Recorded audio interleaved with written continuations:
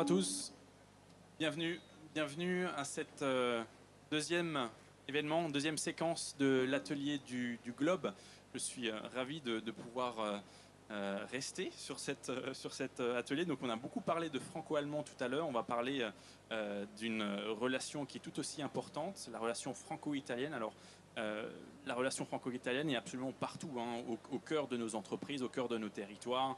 BPI France investit dans une multitude de sociétés franco-italiennes. Il y a à peu près 2000 entreprises, 2600 entreprises françaises en Italie, à peu près 2000 entreprises italiennes en France. Et nous sommes totalement impliqués dans cette stimulation de la fertilisation croisée franco-italienne dans l'objectif de créer des champions européens, des champions sur des thématiques clés comme les champions de la digitalisation, du cloud, du secteur des transports, etc., etc., dans l'optique de créer une économie souveraine, une économie robuste, une économie rayonnante et décarbonée en Europe. Alors, je suis Florent Buchazot, responsable de la zone Europe chez BPI France, et j'ai le plaisir de lancer cette table ronde, ce duo franco-italien, avec un tour de table de qualité. Donc Nicolas Dufour, qui est directeur stratégique chez Cloud Temple, une société stratégique du secteur du cloud, et Angelo Petrosillo, qui est vice-président du groupe italien Mermec, qui a de très très belles choses à nous raconter au travers de projets franco-italiens. Bonne écoute, merci. Bien, bonjour à tous. On va faire quelque chose déjà. On va rester debout tous les deux. On n'est pas fatigué, puis je trouve que c'est un peu plus dynamique. Autre point, je trouve que cet événement de Big est un super événement. Je trouve que cette mixité des générations, des domaines est absolument magnifique et je félicite BPI dans l'organisation de cet événement. Donc, je vais arrêter bien ordonné, je commence par moi. Donc, Cloud Temple, c'est le fournisseur de cloud souverain de confiance de la société Neurone. Neurone, c'est la 9e ESN française. Et Cloud Temple, on fait donc du produit cloud de très haut niveau de sécurité pour les domaines sensibles. Et on va y revenir après, avec le niveau de progrès et d'innovation qu'on amène, mais dans la tech, c'est assez naturel. Alors merci, moi je reviens sur les congratulations, les félicitations à BPI parce que l'événement c'est exceptionnel. Moi j'attendais pas ce genre d'événement. Alors bon, Mermec c'est la plus grande, la plus importante entreprise italienne dans le cadre de la sécurité du réseau ferroviaire. Donc c'est de la diagnostic, de la vision, de l'auscultation.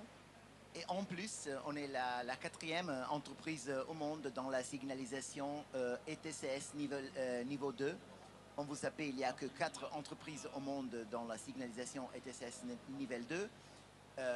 C'est Hitachi les Japonais, Siemens les Allemagnes, Mermec les Italiennes, les Franco-Italiennes et Alstom le Français qu'ils ont plutôt dans le cadre du matériel roulant. Donc ça c'est, bref, Mermec. Bien, merci Angelo. On va commencer par un premier thème, on va repartir sur la relation franco-italienne et essayer de la décrire pour porter sur le business. Et on va intégrer la notion de progrès, puisque c'est le thème de BIG cette année.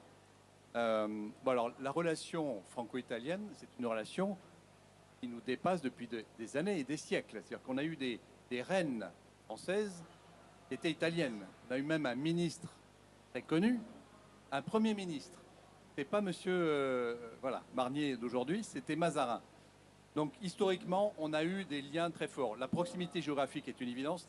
La proximité culturelle, artistique est évidente aussi. On se retrouve avec l'Italie. Qui n'est pas ému d'aller en Italie? J'en parlais encore parce que je suis aux assises de la sécurité aussi en ce moment, avec ce partage de la culture italienne. Donc on a une proximité très forte. Sur l'aspect business et économique, bien sûr que le luxe, c'est un point de raccord évident. Bien sûr que l'automobile fait partie des histoires communes avec l'Italie. L'informatique aussi fait partie. Alors moi j'ai quelques cheveux blancs, donc j'ai connu l'épopée d'Olivetti, en même temps que nous on avait l'épopée de Bull. Et donc c'est effectivement cette proximité qu'on a depuis des générations avec ce pays. Et alors, quel est le lien avec le progrès traduit par l'innovation dans la tech. Et effectivement, la tech développe maintenant, et le cloud est un vecteur d'innovation, même si on fait du cloud sécurisé, souverain, parce que c'est une demande des entreprises, elles doivent être, ces solutions et ces produits doivent être vecteurs d'innovation. Et vous allez prendre un sujet que j'en parle à peu près toutes les 2 phrases, et vous l'entendez partout sur les réseaux, et on développe des produits d'intelligence artificielle, et je suis sûr que dans ton entreprise, Angelo, aussi à ce sujet-là, effectivement, l'intelligence artificielle que nous produisons aussi en termes de services et de produits est au service de l'innovation, et dans la relation franco-italienne, c'est un autre vecteur de progrès. Alors, comme Nicolas disait, en fait, l'Italie et la France, ils ont vraiment beaucoup de secteurs où ils ont intérêt. Moi, je pense que le plus important à ce moment-là, après le luxe, c'est le transport. L'Italie et la France, ils ont les vraies superpuissances de la technologie passager, matériel roulant, signalisation et construction de métro et de lignes ferroviaires. Et moi, je pense, bon, moi, je suis italien, donc j'aimerais parler un peu plus de la France. La France a donné pas mal de choses à l'humanité, la liberté, la légalité, la démocratie et pas mal des autres choses comme bon, moi je dirais le structuralisme, la nouvelle vague, le champagne, mais aussi le droit fondamentaux. Et alors le transport, à ce moment-là, c'est perçu comme un droit fondamental. La possibilité, c'est de se déplacer rapidement et en sécurité. Et moi, je pense que vraiment, l'Italie et la France, ils peuvent jouer un rôle exceptionnellement important en Europe, mais surtout à l'étranger. Alors, on partage quand même un point commun, l'Italie et la France, c'est la gastronomie quand même. Ah oui. Faut pas l'oublier. Alors on va aborder un nouveau thème qui est la souveraineté, et notamment au travers de la data. C'est quoi ce sujet de souveraineté? Je pense qu'on en entend parler tout le temps, sans parler de tech d'ailleurs. La souveraineté est un sujet permanent, sociétal, que nous partageons. Dans le domaine de la data, c'est un sujet qu'on partage aussi avec l'Italie. Nos entreprises ont besoin de confiance dans des acteurs type tech ou des entreprises de transport. Elles ont besoin que ces entreprises exercent sur le territoire européen, français ou italien. Elles ont besoin qu'il y ait de la sécurité. Elles ont besoin qu'avec cette sécurité, il y ait une capacité d'innovation et de progrès et d'enclencher du business avec les produits et les services que nous vendons, mais les deux doivent être totalement conciliables. L'autre point, c'est qu'on partage aussi avec l'Italie. En France, on a une agence nationale de la sécurité du système d'information dans le domaine du cloud qui donne une qualification Secnum Cloud. Donc nous avons la qualification Secnum Cloud avec la Temple, bien sûr, comme OVH et Auskel. Et en Italie, il y a aussi une certification qui est une certification Agide. Il y a aussi C5 en Allemagne. Donc on voit qu'il y a d'autres pays. Il y avait l'Allemagne tout à l'heure avant nous. Il y a plusieurs pays qui ont des réglementations, des qualifications, des certifications qui tendent à qualifier les entreprises sur cet aspect souveraineté, entre autres. D'accord ? Donc ça, c'est un autre point commun que nous avons. Et dernier point sur la souveraineté, j'insiste, souveraineté, ça passe par la confiance. J'entends beaucoup de... J'ai pris le temps de faire un tour et je trouve que dans ce que j'ai entendu, il manquait le terme confiance.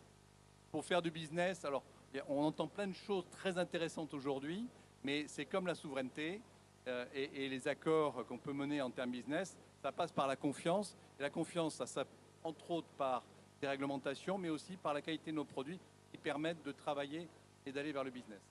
Alors, on a dit souveraineté, souveraineté des données, je dirais souveraineté des capacités industrielles, parce qu'il faut garder et exploiter les capacités industrielles de deux pays, qui sont en fait, comme on a dit, vraiment des superpuissances dans la technologie des transports. Nous, Mermec, elle s'occupe, c'est clair, de technologies, d'autres technologies, de données, de data management et de gestion des données, d'intelligence artificielle pour la sécurité du réseau. Moi, je vous dis, je reviendrai sur le mot progrès, parce que le progrès, en fait, c'est l'avancement pour le plus grand nombre. Et donc, la responsabilité des entreprises, c'est quand même une responsabilité, moi je dirais, social, moi je dirais politique, c'est la possibilité de grossir, d'augmenter la possibilité d'accéder à ces données et de profiter des résultats de ces données. Pour la sécurité du réseau, moi je m'occupe, nous on travaille sur la sécurité du réseau. Donc nous on pense que les réseaux qui sont saufs, qui sont vite, qui sont fiables, c'est de rendre quelque chose à la société et donc de revenir chez la société avec notre technologie pour le plus grand nombre. Bien, ce que je voudrais partager, il y a un point que je voudrais partager avec BPI, mais avant ça, si je devais synthétiser le travail qu'on mène avec l'Italie, c'est facile de travailler avec l'Italie. Voilà, j'ai jamais eu de problème. Et du coup, ça m'amène à pouvoir parler de ce que nous amène BPI. À la mise en relation d'entreprises italiennes, bien sûr, au travers des accélérateurs franco-italiens, de rencontrer des entreprises telles que celle d'Angelo et d'autres personnes, nous, dans notre secteur, de pouvoir nous mettre en relation avec des grandes sociétés que tout le monde connaît en France, comme Sopra, Capgemini, qui existent aussi en Italie. Donc c'est simple, c'est facile, on se comprend rapidement. Vous voyez que Angelo, on ne se connaissait pas avant cet événement et cette intervention. Je dirais qu'on pourrait aller prendre un verre maintenant sans problème, et ça sera avec grand plaisir d'ailleurs. Donc, aller en Italie, c'est une formidable opportunité pour les Français de développer facilement, simplement, du business avec ce pays-là. Dernier point, l'hybridation des capitales. Moi, je pense que BPI France, ça peut jouer un rôle très important dans cela. Hybrider les capitales signifie renforcer la capacité globale des deux pays de rayonner à l'étranger, la capacité industrielle et technologique. Donc moi, je suis très très fanatique de l'hybridation des capitales. Donc moi, j'espère qu'on va avancer sur cela. Est-ce que vous avez des questions ?